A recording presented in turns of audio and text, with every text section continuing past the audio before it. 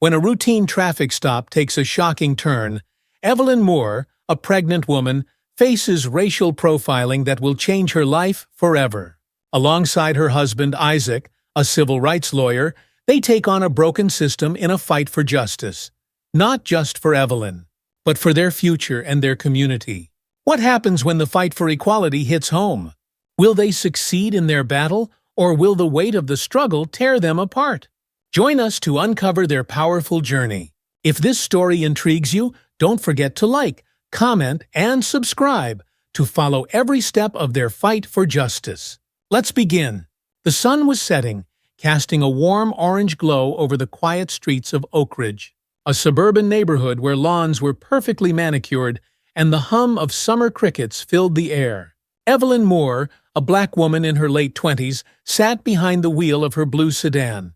Her left hand rested protectively on her swollen belly, a reminder that in just a few weeks, she and her husband, Isaac, would welcome their first child into the world.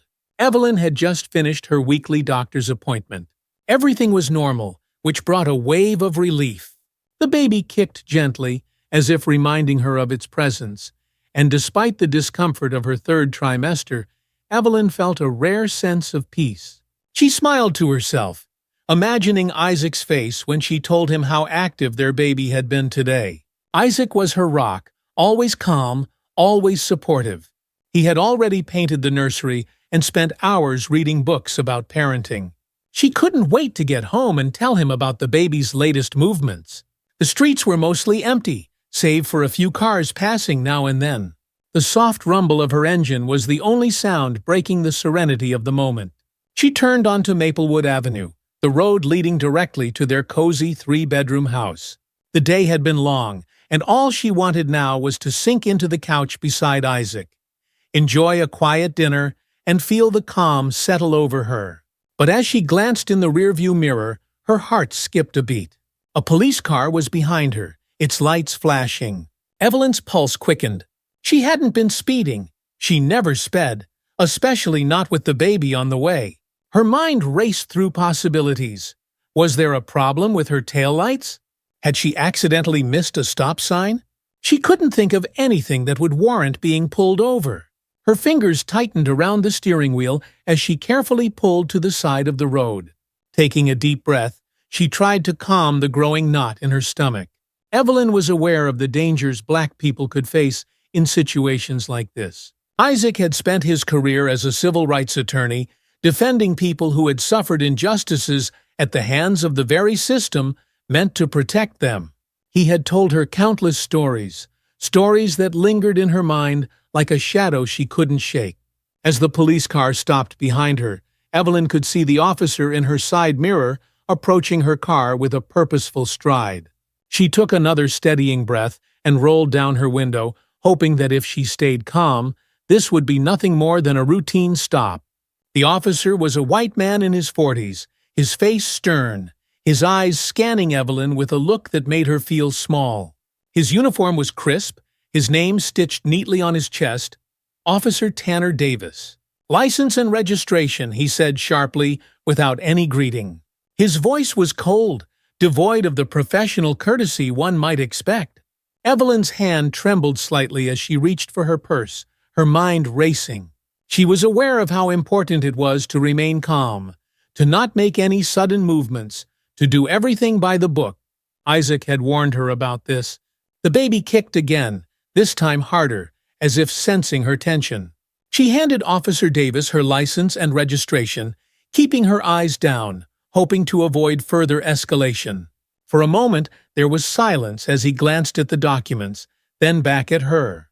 "What are you doing in this neighborhood?" Officer Davis's tone was accusatory, as though he were addressing a trespasser rather than a law-abiding citizen. Evelyn blinked, confused by the question.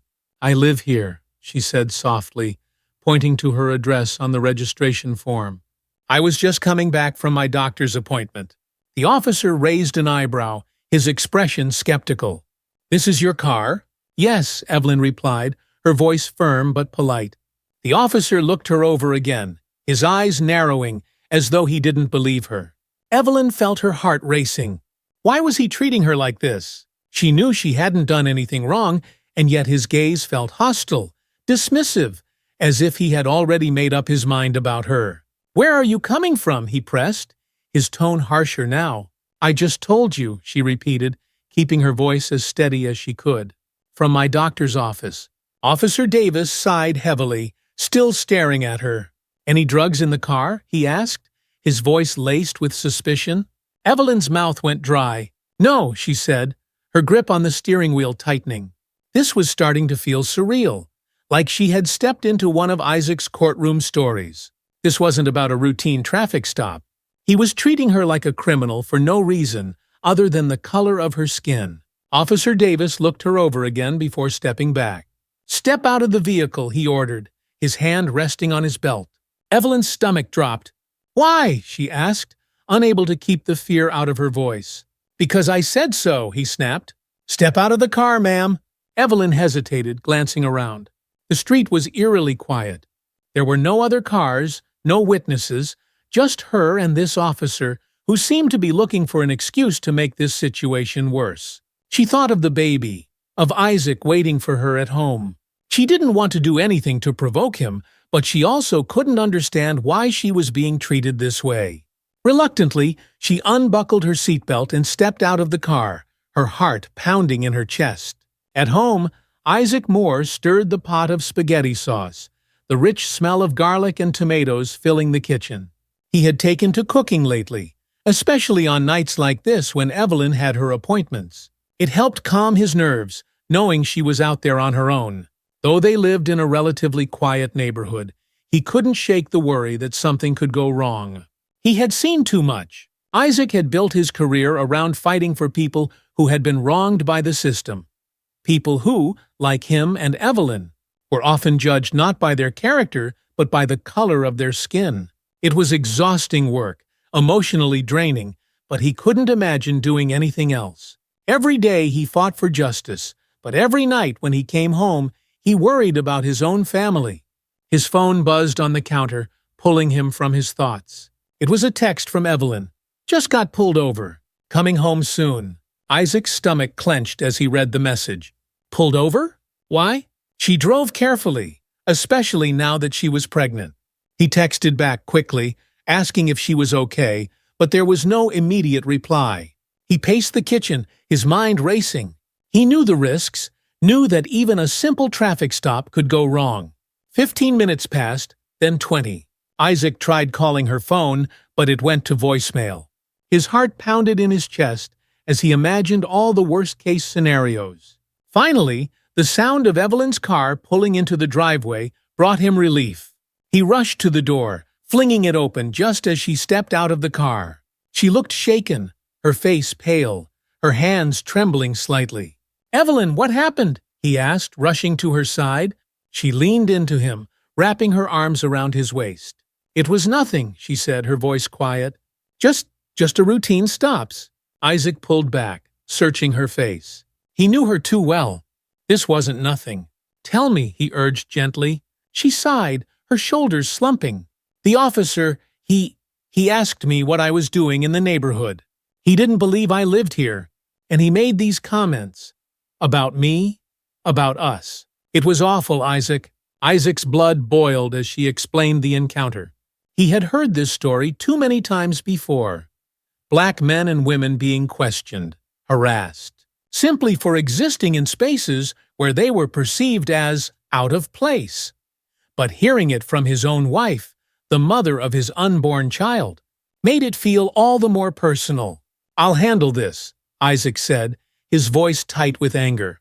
Later that evening, after Evelyn had calmed down and retreated to the couch, Isaac sat at the dining table staring at his laptop.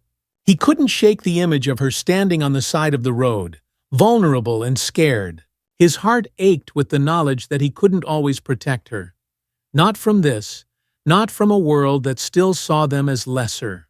He opened a new document, his fingers hovering over the keys. He needed to do something, to channel his anger into action. He began typing, pouring out his thoughts in a furious stream. The words came easily. This wasn't just about Evelyn. It was about every person who had ever been judged by their skin color, who had ever been made to feel unwelcome in their own neighborhood.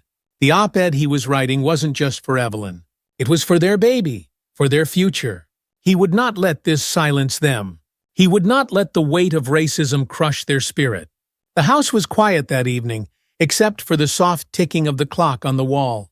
Evelyn sat on the couch, staring blankly at the television, though she wasn't really watching. Her mind kept replaying the incident with Officer Davis. The way he'd looked at her, spoken to her, as if she were a threat, as if she didn't belong. She hadn't done anything wrong. All she'd wanted was to get home safely, but that simple act had been taken from her in an instant. She placed a hand on her belly, feeling the baby move. That familiar warmth spread through her, but the weight of the day lingered. The words that Officer Davis had used, casual, cutting remarks about her race, about her being out of place, echoed in her mind. It wasn't just the words themselves, but the way he'd said them, as if her existence was an inconvenience. She had never felt so powerless, and it terrified her. The door creaked open, and Isaac stepped into the living room, a cup of tea in hand. He set it down on the coffee table and sat beside her, his presence a quiet comfort. He didn't say anything at first, just took her hand and held it. Evelyn leaned into him, grateful for his steady warmth. For a while they sat in silence, each lost in their thoughts. "I'm so sorry, Ev," Isaac finally said, his voice thick with guilt. "I should have been there." She shook her head. "You couldn't have known. Besides, I'm okay." "Really?" Her words felt hollow, but she didn't want to worry him more than she already had. She knew Isaac well enough to see that he was carrying the weight of what had happened to her, as if it were his own failure. Isaac squeezed her hand a little tighter. "This isn't going away. I'm going to make sure of that." He stood up and walked over to his laptop, which sat open on the dining table, glowing faintly in the dim light. He had already written most of the op-ed earlier that night, but something kept nagging at him. It wasn't enough just to write an article. He needed to do more, something that would make a real impact. Isaac had always been a fighter, ever since his law school days. He had spent his career standing up for those who couldn't defend themselves, challenging a system that seemed to be designed to oppress people like him and Evelyn. But now, it wasn't just about his work. It was about his family. As he sat down at the table, his fingers hesitated over the keys. He didn't want to just tell Evelyn's story. He wanted to demand change, to hold Officer Davis and the entire system accountable for what they had done. It wasn't just about one bad cop. It was about a pattern of behavior, about a system that allowed people like Davis to abuse their power. "Ev," Isaac called out, his voice softer now, "are you okay with me going public with this?" Evelyn didn't answer right away. She knew that once the story was out, there would be no going back. People would talk, and not all of them would be on her side. She had seen what happened to other victims of racial profiling. The media could twist their stories, make them look like the ones at fault. But deep down, she knew that staying silent would only let the injustice fester. "I trust you," she said finally. "Tell them the truth." Isaac nodded, determination hardening his features. He returned to his laptop and began revising the article, pouring his heart into every word. He wouldn't just tell Evelyn's story. He would tell the story of all the people who had suffered the same way. People who had been stopped for no reason, who had been made to feel like outsiders in their own country. The next morning, Isaac submitted the op-ed to several news outlets. By mid-afternoon, one of the largest newspapers in the region had published it on their website, and it quickly gained traction on social media. Evelyn's story, her encounter with Officer Davis, and the casual racism she had endured, was out in the open for the world to see. It didn't take long for the phone calls to start. Reporters from local TV stations reached out, asking for interviews. Civil rights organizations expressed their support, offering resources and legal advice. Social media was flooded with comments, most of them supportive, but some were dismissive, even hostile. The online debate was fierce. Some people rallied behind Evelyn, calling for justice, while others accused her of exaggerating or lying about the encounter. "Why does everything have to be about race?" One comment read, "She's probably making the whole thing up for attention," another person wrote. Evelyn tried to ignore the hateful comments, but it was impossible not to feel their sting. She had expected this, but it didn't make it any easier. She found herself checking her phone more and more, scrolling through the comments and the growing flood of messages. Some of the words hurt more than the encounter with Officer Davis had. "Don't read those," Isaac told her one evening, gently taking the phone from her hand. "People like that, they're not worth your time." Evelyn knew he was right, but she couldn't help it. She wanted to see the positive messages too. The ones from women who had gone through similar experiences. The ones from strangers who offered words of encouragement. They gave her a sense of solidarity, of belonging. But the negative ones always seemed to scream the loudest. As the story spread, more and more people began sharing their own experiences with racial profiling. The movement was growing, and with it came the inevitable backlash. Police unions issued statements defending Officer Davis, calling him a dedicated public servant who had acted within the law. Meanwhile, the local police department launched a formal investigation. Though Evelyn and Isaac both knew that these investigations rarely led to any real consequences. As the days passed, the constant attention began to take its toll on Evelyn. She found herself withdrawing from the world, spending most of her time at home, avoiding the outside. The media coverage was relentless, and she couldn't go anywhere without feeling like she was being watched, judged. Even simple errands felt overwhelming now. Isaac, too, was feeling the pressure. His workload at the office was piling up, and the added stress of the media attention made it hard for him to focus. He had always been good at balancing his work and personal life, but now the lines were starting to blur. Every case he took on felt like an extension of their fight, and it was wearing him down. Their relationship, once so strong and steady, began to show signs of strain. Evelyn became quieter, more withdrawn, while Isaac threw himself into his work with a single-minded intensity that left little room for anything else. They were both exhausted, physically and emotionally. One night, as they sat together in the living room, the tension between them finally bubbled to the surface. "Isaac, we can't keep living like this," Evelyn said quietly, her voice barely above a whisper. "I can't keep living like this." Isaac looked up from the pile of legal briefs he had been reading, his brow furrowing in concern. "What do you mean?" Evelyn shook her head, her hands trembling in her lap. "I'm tired, Isaac. I'm so tired. Every day, it's something new. The comments, the interviews, the pressure. I can't do it anymore. I just want things to go back to the way they were." Isaac sighed, setting down the papers. "I know it's hard, Evie, but we can't stop now. We're fighting for something bigger than ourselves." "I know that," she said, her voice breaking. "But I'm scared. What if this never ends? What if we spend the rest of our lives fighting and nothing ever changes?" Isaac reached for her hand, his expression softening. "It's not always going to be like this. Things will calm down, and you're not alone in this. We're in it together." Evelyn nodded, but the doubt lingered. She wanted to believe him, but the weight of everything felt too heavy to carry. Despite the strain on their relationship, something inside Evelyn shifted in the weeks that followed. She realized that she couldn't keep retreating from the world, couldn't let the negativity of others define her. If they were going to fight this battle, she needed to be all in. One evening, after a particularly grueling day of interviews and phone calls, Evelyn sat down with Isaac at the dining table. "I want to do an interview," she said, her voice firm. Isaac looked at her, surprised. "You've already done a few. You don't have to keep putting yourself through this." "No," Evelyn said, shaking her head. "Not like the others. I want to speak directly to the people. I want them to see me, not just as a victim, but as someone who's still standing." Isaac studied her for a moment before nodding slowly. "If that's what you want, then we'll do it. I'll set it up." A week later, Evelyn sat in front of the camera in the living room of their home, Isaac by her side.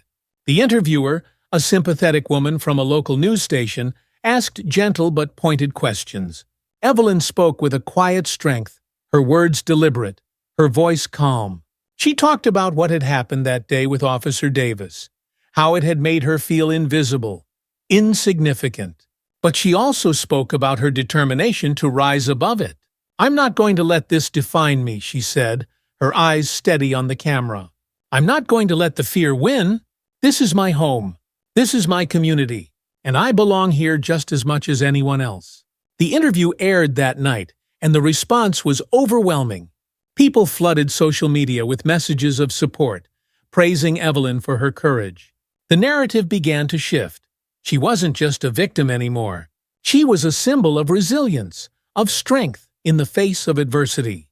For the first time in weeks, Evelyn felt a sense of peace. The fight wasn't over, not by a long shot, but she had found her voice again, and she wasn't going to be silenced. With the momentum from Evelyn's interview, the fight for justice took on new urgency. Isaac filed a formal complaint against Officer Davis and the police department, accusing them of racial profiling and emotional distress. The lawsuit garnered national attention, drawing the eyes of civil rights groups and activists from all over the country. But with the attention came new challenges. The police union rallied behind Officer Davis, defending him as a model officer who had simply done his job. They released statements claiming that Evelyn had been uncooperative during the stop, subtly implying that she had brought the treatment on herself. It was a tactic that Isaac had seen many times before. Shift the blame onto the victim, paint them as the problem. As the public debate raged on, Evelyn and Isaac found themselves at the center of a firestorm. Protesters gathered outside the police department, holding signs that read, "Justice for Evelyn" and "End Racial Profiling." Counter-protesters showed up too, waving flags and chanting slogans that defended law enforcement. The atmosphere was tense, and it seemed as though the entire community was on edge. At home, Evelyn and Isaac tried to keep things as normal as possible, but the pressure was always there, lurking in the background. Every phone call, every email, every news report brought new challenges, new obstacles to overcome. Despite the support they were receiving, Evelyn began to feel the weight of it all pressing down on her again. She had taken back her voice, but the constant scrutiny was exhausting. The media attention, the public appearances, the protests, it was all so overwhelming. One night, after a particularly intense day of interviews and meetings with lawyers, Evelyn broke down. "I can't do this anymore," she sobbed, her head in her hands. "I just can't." Isaac wrapped his arms around her, holding her close. "I know, baby. I know. I thought I was strong enough," she said, her voice trembling. "But I'm so scared. What if something happens to our baby? What if they come after us?" Isaac's heart ached as he listened to her fears. He had been so focused on fighting the legal battle that he hadn't realized how much it was taking a toll on her. He kissed the top of her head, his voice soft but firm. "We're going to get through this, Evie. You and me. Together." For the first time in weeks, they allowed themselves to be vulnerable with each other. Isaac wasn't just the strong, determined lawyer anymore. He was her husband, her partner, and they needed each other now more than ever. The courtroom was packed. Journalists, activists, community members, and supporters filled every available seat. The air buzzed with tension, a sense that what was about to unfold wasn't just a trial. It was a battle for justice that went far beyond what had happened to Evelyn. Evelyn sat beside Isaac at the plaintiff's table, her hands resting protectively over her pregnant belly. Her heart pounded in her chest as she watched the jury file in. These 12 strangers held her fate in their hands, and the weight of that realization made her throat tighten. Isaac glanced at her, offering a reassuring smile, but she could see the worry etched in the corners of his eyes. He had spent weeks preparing for this moment, and yet there was no guarantee of how it would end. Across the room, Officer Tanner Davis sat at the defense table, his lawyer whispering something in his ear. Davis's face was expressionless, but Evelyn could feel the hostility radiating from him. He hadn't apologized, hadn't shown any remorse for the way he had treated her. In fact, he still didn't believe he had done anything wrong. As the judge entered and the courtroom fell silent, Evelyn steeled herself for what was to come. This wasn't just about her anymore. It was about everyone who had been made to feel like they didn't belong. About the countless others who had been silenced by racism and fear. She had to stay strong, not just for herself, but for her baby, for Isaac, and for everyone who was counting on her. The trial began with opening statements. Isaac stood confidently, his voice clear and steady as he laid out the facts of the case. He painted a picture of what had happened that day, explaining how Officer Davis had profiled Evelyn based on the color of her skin, how he had belittled her with racially charged comments, and how the emotional toll of that experience had affected her and their family. "We are not here to attack law enforcement as a whole," Isaac said, his voice calm but firm. "We are here to hold Officer Davis accountable for his actions. We are here to ensure that this kind of behavior is no longer tolerated, that no one else has to endure what my wife, Evelyn, endured that day." Evelyn watched the jury as Isaac spoke. Some of them nodded in agreement, while others sat stone-faced, their expressions unreadable. She knew they had heard about racial profiling before, but now they were being asked to confront it head-on, to make a decision that could change the course of someone's life. When Officer Davis's lawyer stood to deliver his opening statement, the tone shifted. He downplayed what had happened, claiming that Officer Davis had merely been following protocol. He painted Evelyn as someone who had overreacted, who had misunderstood the situation. She was stopped because there were concerns about criminal activity in the area, the defense lawyer said, his tone measured. Officer Davis was simply doing his job, ensuring the safety of the community. Evelyn's jaw tightened as she listened. It was the same excuse she had heard so many times before. Just doing his job. As if that excused everything. As if it made the pain she had felt, the fear that had gripped her, any less real. The prosecution called several witnesses to the stand. People who had witnessed the encounter between Evelyn and Officer Davis.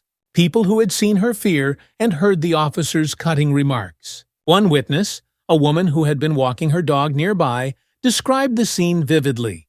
"I remember seeing Evelyn standing by her car, looking terrified," the woman testified.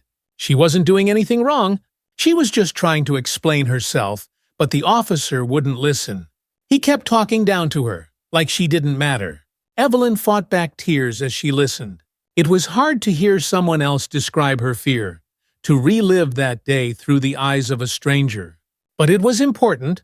These testimonies were crucial to their case, and she knew she had to stay strong.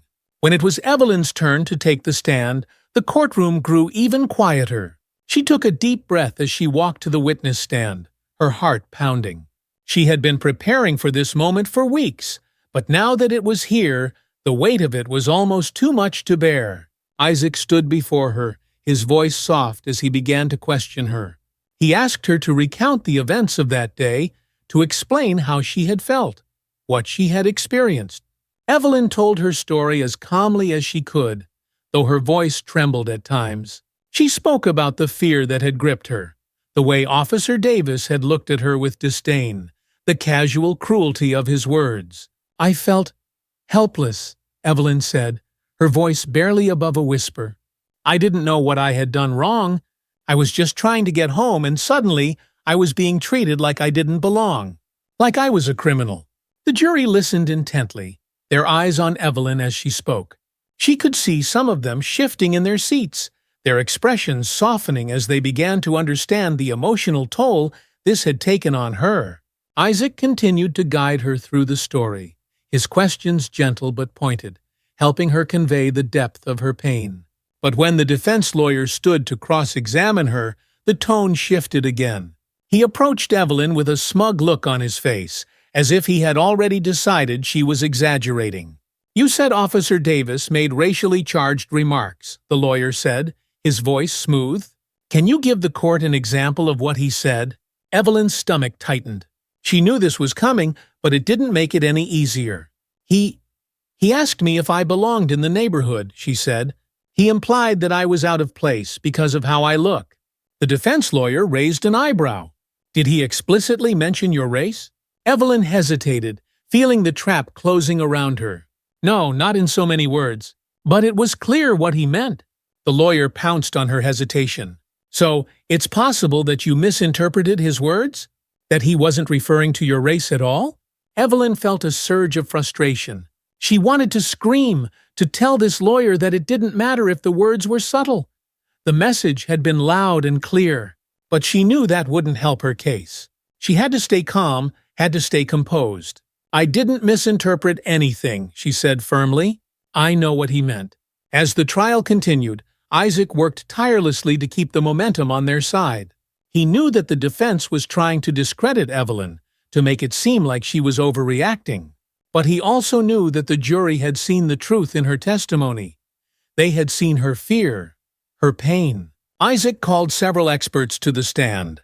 Psychologists who testified about the emotional and psychological impact of racial profiling.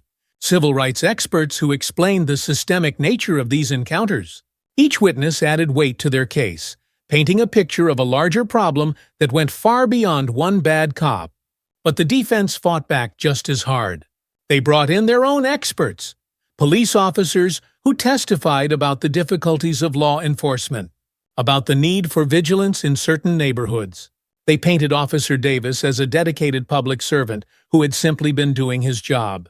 It was a tactic that Isaac had seen many times before. Shift the blame, deflect responsibility, make it about the dangers of the job rather than the mistakes made by individuals. It was frustrating, but Isaac was ready for it. He knew that the truth was on their side, and he wasn't going to let the defense twist the narrative. One afternoon, after a particularly grueling day in court, Isaac returned home to find Evelyn sitting on the couch, her hands resting on her belly, her expression distant. She had been quieter than usual, the stress of the trial weighing heavily on her. "Hey," Isaac said softly as he sat beside her. "How are you holding up?" Evelyn sighed, leaning her head against his shoulder. "I'm okay. Just tired." Isaac wrapped an arm around her, pulling her close. He understood. This fight had taken so much out of both of them. But they were getting closer to the end. He could feel it. "We're almost there," he said, his voice gentle. "Just a little longer and we'll have justice." But even as he said the words, Isaac knew that justice wasn't guaranteed.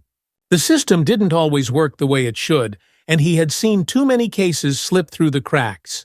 Still, he couldn't let himself believe that they would lose. Not this time. Not with everything on the line. The trial reached its emotional climax when Officer Davis took the stand.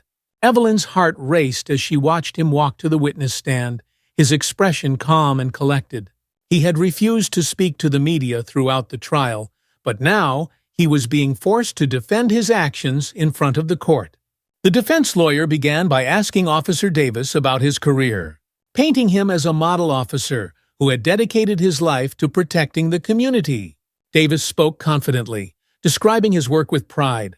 But when the questioning turned to his encounter with Evelyn, his tone shifted. "I was responding to a report of suspicious activity in the area," Davis said, his voice even. "When I saw Mrs. Moore's vehicle, I approached her as I would anyone else in that situation." Isaac stood, his face calm as he approached the stand. "Officer Davis, are you saying that you had no preconceived notions about Mrs. Moore when you approached her vehicle?" Davis hesitated for the first time, his gaze flickering. "No, I didn't." Isaac nodded slowly, his voice sharp. "So, when you asked her if she belonged in the neighborhood, what exactly were you implying?" Davis shifted in his seat, the tension in the room rising. "I was asking a legitimate question. There had been break-ins in the area, and I needed to verify if she lived there." Isaac's eyes narrowed. "And did you ask every person you pulled over that day if they belonged in the neighborhood? Or was Mrs. Moore the only one?" Davis opened his mouth to respond, but Isaac cut him off. "You didn't ask anyone else, did you?" Davis didn't answer, his silence speaking volumes. The courtroom was dead silent as Isaac continued, his voice rising with emotion. "This wasn't about suspicious activity. This was about profiling. You looked at my wife, and you made a judgment about her based on nothing but her appearance." Davis clenched his jaw, refusing to meet Isaac's gaze. Isaac turned to the jury, his voice filled with righteous anger. "This is what racial profiling looks like. It's not always blatant. Sometimes it's subtle, but it's always there. And it's always wrong." The emotional weight of Isaac's words hung in the air, and Evelyn could see the impact they were having on the jury. She could feel the shift, the moment when they began to see the truth. As the trial neared its conclusion, the tension in the community reached a boiling point. Protests erupted outside the courthouse with people from all walks of life demanding justice for Evelyn. Signs that read, "End Racism Now" and "Justice for Evelyn" waved in the air as the crowd chanted for accountability. But not everyone supported their cause. Counter-protesters gathered as well, waving signs that read, "Back the Blue" and "Support Officer Davis." The divide in the community was palpable, and it seemed like the trial had become a flashpoint for a much larger issue. Evelyn watched the news coverage with a heavy heart. She had never wanted to become the center of such a public battle, but now that she was here, she knew there was no turning back. This was about more than just her. It was about changing a system that had failed so many for so long. As closing arguments were delivered, the courtroom buzzed with anticipation. Isaac stood before the jury one final time, his voice filled with passion as he pleaded for justice. "This isn't just about one officer," Isaac said, his voice rising. "This is about a system that allows people like Officer Davis to act without consequence. It's about a system that has silenced too many voices for too long. But today, you have the power to change that. You have the power to deliver justice for my wife, for our family, and for everyone who has ever been made to feel invisible." Evelyn watched as the jury listened intently, their expressions solemn. She could feel the weight of the moment, the importance of the decision they were about to make. Her heart raced as the judge gave the jury their instructions and sent them to deliberate. Now, all they could do was wait. The jury had been deliberating for hours. Evelyn sat in the courthouse lobby, her hands folded in her lap, her heart racing. She tried to stay calm, but the tension was unbearable. Every minute that passed felt like an eternity, and the weight of uncertainty pressed down on her chest. Isaac sat beside her, his hand resting on her back. He hadn't said much since the jury had gone to deliberate, but his presence was a comfort. He had been her rock throughout this entire ordeal, and she didn't know what she would have done without him. Outside the courthouse, the crowd of protesters had swelled. People chanted for justice, waving signs and banners, their voices carrying through the windows. The media was there too, cameras and microphones capturing every moment. This case had become more than just a local issue. It was now a national story, and everyone was watching to see what the outcome would be. Evelyn's phone buzzed in her pocket. She pulled it out and saw a message from her friend, Rachel. "We're all behind you," the text read. "No matter what happens." Evelyn smiled faintly, grateful for the support. She knew so many people were counting on this case to set a precedent, to show that racial profiling would no longer be tolerated. But the pressure was overwhelming. What if they didn't win? What if the jury didn't see the truth? As if reading her mind, Isaac leaned in and whispered, "No matter what happens, we did everything we could. I'm proud of you." Evelyn nodded, swallowing the lump in her throat. She wanted to believe him, but the fear of losing was always there, gnawing at the edges of her thoughts. Suddenly, the courtroom doors swung open and a bailiff stepped out. "The jury has reached a verdict." Evelyn's heart skipped a beat. This was it. The moment they had been waiting for. Isaac squeezed her hand, and they stood up together, walking back into the courtroom. The courtroom was silent as the jury filed back in, taking their seats. Evelyn's pulse raced as she sat down beside Isaac. She could feel the eyes of the entire room on her, but all she could focus on was the jury, their expressions serious and unreadable. The judge, his face stern, asked the foreperson to stand and deliver the verdict. Evelyn held her breath as the foreperson, a middle-aged woman with graying hair, stood and unfolded a piece of paper. Her voice was steady, but Evelyn could hear the weight of the moment in every word. On the charge of racial profiling and emotional distress, we find the defendant, Officer Tanner Davis, guilty. The words echoed in Evelyn's ears, and for a moment she couldn't breathe. Guilty! They had won. The jury had seen the truth, and they had chosen justice.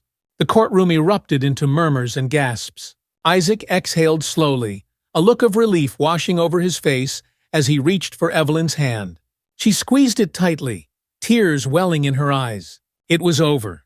They had fought, and they had won. Officer Davis sat at the defense table, his face pale, his expression unreadable. His lawyer whispered something in his ear, but Davis didn't respond. He simply stared ahead, his jaw clenched. The man who had caused her so much pain, who had treated her as if she were invisible, was finally being held accountable. But even as the relief washed over her, Evelyn felt a pang of sadness. This wasn't just about her. It was about everyone who had been silenced by racism. Everyone who had been made to feel like they didn't belong. The verdict was a victory, but it was only one step in a much larger fight. The judge thanked the jury and dismissed them before turning to Officer Davis. "Officer Davis, you have been found guilty. Sentencing will take place in 2 weeks. Until then, you are remanded to house arrest." With that, the gavel came down, and the trial was over. The courthouse steps were packed with people, supporters, journalists, and protesters alike. The verdict had spread quickly, and the crowd outside was celebrating. Signs waved in the air, and chants of "Justice for Evelyn" echoed through the streets. Evelyn and Isaac stood at the top of the steps, looking out at the crowd. A reporter approached them, microphone in hand. "How do you feel about the verdict?" she asked, her camera crew waiting for their response.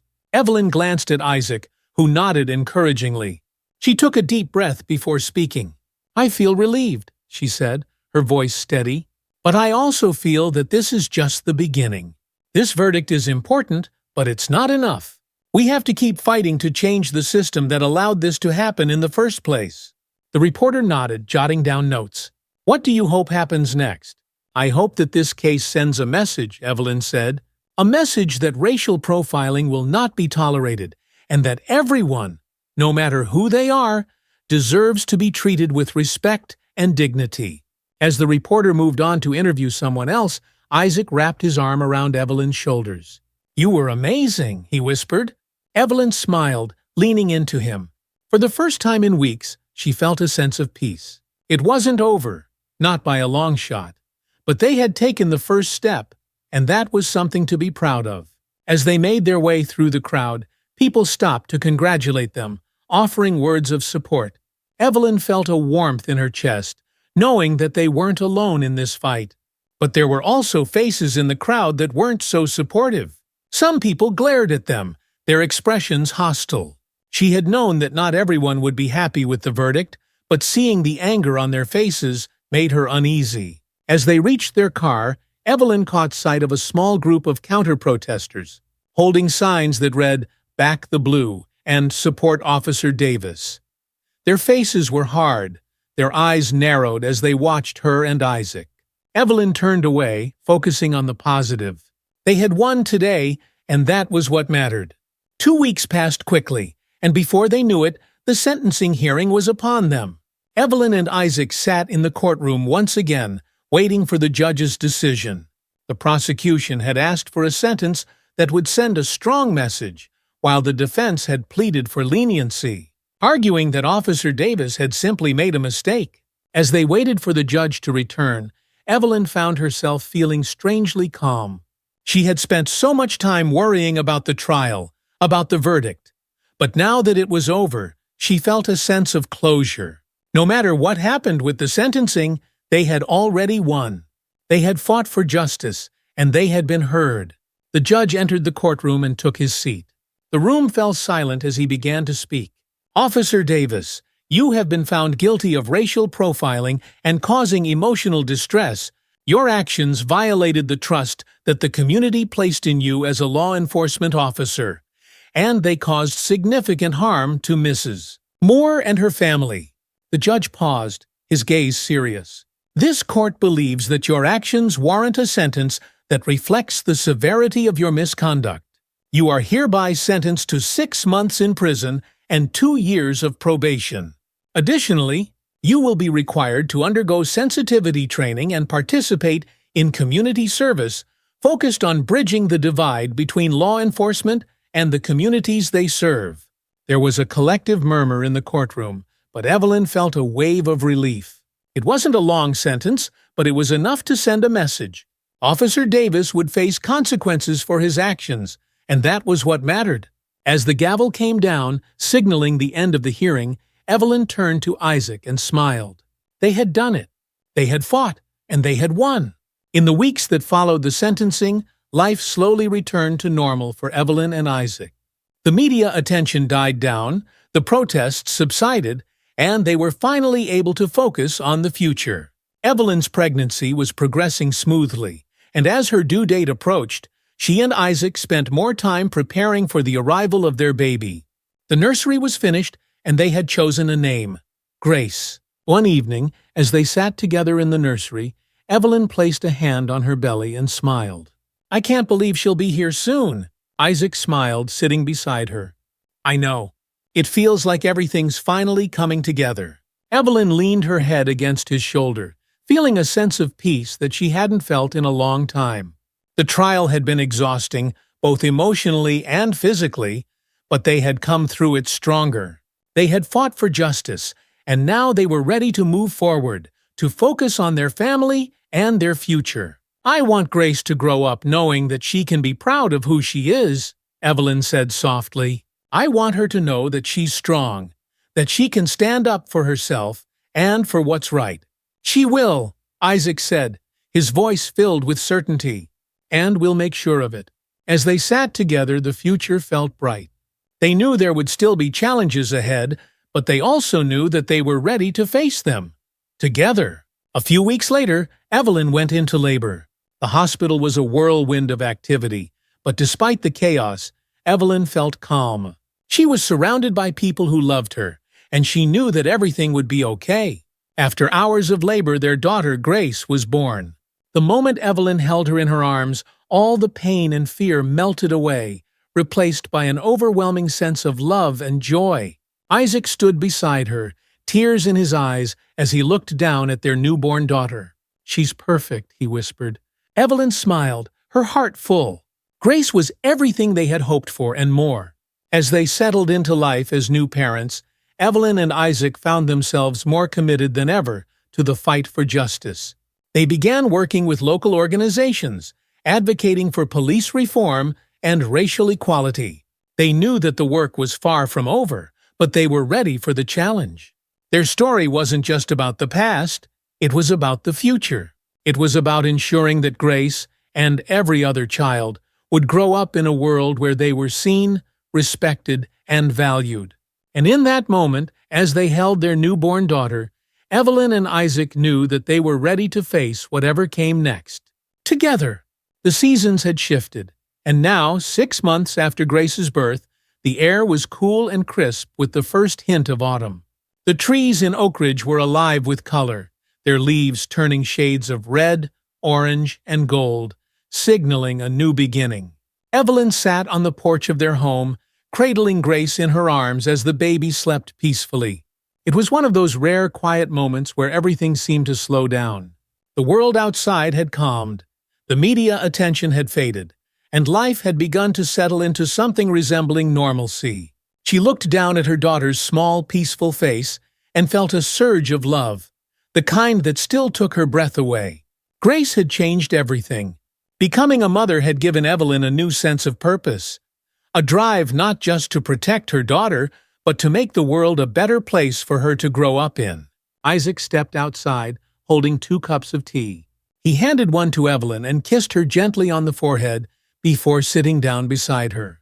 "Look at her," Isaac whispered, smiling as he gazed at their daughter. "She's growing so fast." Evelyn nodded, her heart swelling with pride. "I know.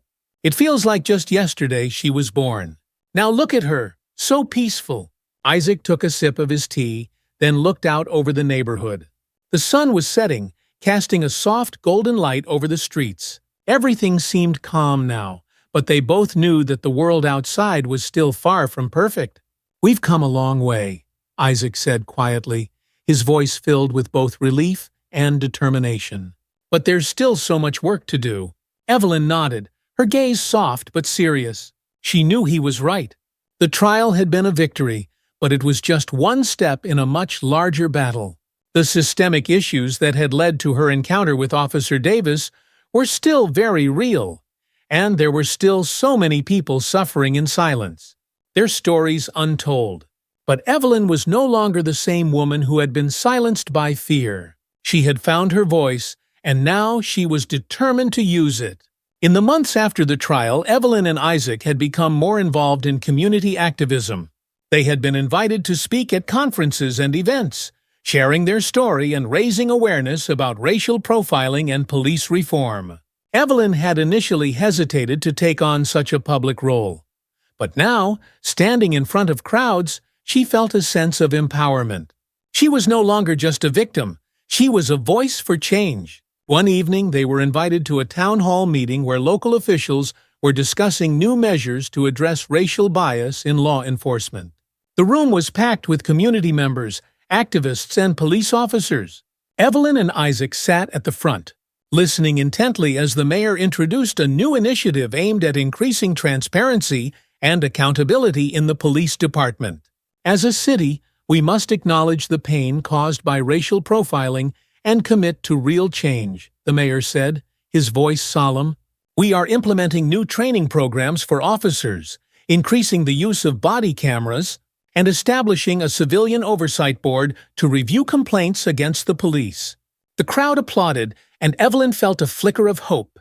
These were small steps, but they were meaningful. Change wouldn't happen overnight, but at least they were moving in the right direction. After the meeting, the mayor approached Evelyn and Isaac. I just wanted to thank you both, he said, shaking their hands. Your courage has inspired so many people, and I hope you know that your efforts are making a real difference. Thank you, Evelyn said, smiling warmly. But this is about more than just us. It's about creating a better world for everyone, especially for our children. The mayor nodded, his expression thoughtful. You're absolutely right. We have a long way to go, but I'm committed to making sure we get there. As the mayor walked away, Evelyn turned to Isaac. Do you think it's enough? She asked quietly. Isaac sighed, considering the question. It's a start. But it won't be enough until the system changes for good. Evelyn nodded, knowing that the fight would be long and difficult. But she wasn't afraid. Not anymore. As the weeks went by, Evelyn and Isaac continued their work in the community. They hosted workshops and spoke at schools, educating young people about the importance of standing up against injustice. They had also joined forces with civil rights organizations to push for legislative changes that would hold law enforcement accountable for their actions. One morning, as Evelyn was preparing to speak at a local university, she found herself reflecting on how far she had come. She thought back to that day when she had been pulled over by Officer Davis, the fear and helplessness she had felt. But now, standing in front of a room full of students, she felt powerful. The room fell silent as Evelyn stepped up to the podium. She took a deep breath and began to speak, her voice calm and steady. When I was pulled over by Officer Davis, I felt invisible. I felt like my existence didn't matter. But that experience taught me something important. It taught me that we cannot be silent in the face of injustice. We must speak up, not just for ourselves, but for everyone who has been silenced. The students listened intently, their faces serious as they took in her words. My daughter Grace is the reason I continue to fight, Evelyn continued. I want her to grow up in a world where she is valued for who she is, not judged by the color of her skin. And I want that for all of our children. But it won't happen unless we stand together and demand change. The room erupted into applause as Evelyn finished her speech. She smiled, feeling a sense of fulfillment. This was her legacy, not just the fight for justice, but the hope that future generations would grow up in a world where they were free from fear and discrimination. As she left the university later that day, Isaac met her outside, holding Grace in his arms. How did it go? He asked, smiling as Grace reached out to grab Evelyn's hand. It went well, Evelyn said, leaning in to kiss her daughter on the forehead. I think we're making a difference. Isaac nodded, his expression proud. We are. One evening, as the sun set behind the trees, casting a golden glow over their backyard, Evelyn and Isaac sat on a blanket with Grace, enjoying a rare moment of peace. The air was cool, and the smell of fresh grass filled the air. Evelyn watched as Grace crawled across the blanket, giggling as she explored the world around her. She marveled at how quickly their daughter was growing, at the way her eyes lit up with curiosity and wonder. In Grace, Evelyn saw hope, a future filled with possibility. Isaac reached over and took Evelyn's hand, squeezing it gently. "We've come a long way," he said softly. Evelyn nodded, her heart full. "We have?" They sat in comfortable silence for a while, watching Grace play. The world outside was still far from perfect, but they had hope now. Hope that things could change. Hope that their daughter would grow up in a better world than the one they had known. As the stars began to appear in the sky, Evelyn leaned into Isaac and smiled. They had faced unimaginable challenges, but they had come through it stronger than ever. They had fought for justice, and they had won. Not just in the courtroom, but in their hearts. And now, as they looked toward the future, they knew that whatever challenges lay ahead, they would face them together. Grace giggled as she crawled into Evelyn's lap, and Evelyn kissed the top of her daughter's head. This was her future. This was her legacy. "I love you," Isaac whispered, his voice filled with quiet emotion. "I love you too," Evelyn replied, her heart swelling with gratitude. As they sat beneath the stars, their daughter nestled between them, Evelyn felt a sense of peace she hadn't known in a long time. The fight for justice would continue, but tonight she allowed herself to simply be, grateful for the love, strength, and hope that would carry them forward. As Evelyn and Isaac looked toward their future with Grace, they knew that the road ahead wouldn't be easy. But with hope, love, and resilience, they were ready to continue their fight for justice and equality. Their story reminds us all that our voices matter, that together we can make a difference, not just for ourselves, but for future generations. If you found this story inspiring, don't forget to hit that like button, subscribe to our channel, and turn on notifications so you never miss an update. We'll be sharing more stories of resilience, hope, and the ongoing fight for justice, and we'd love for you to be part of the journey. Thank you for watching, and let's keep standing together for a better tomorrow.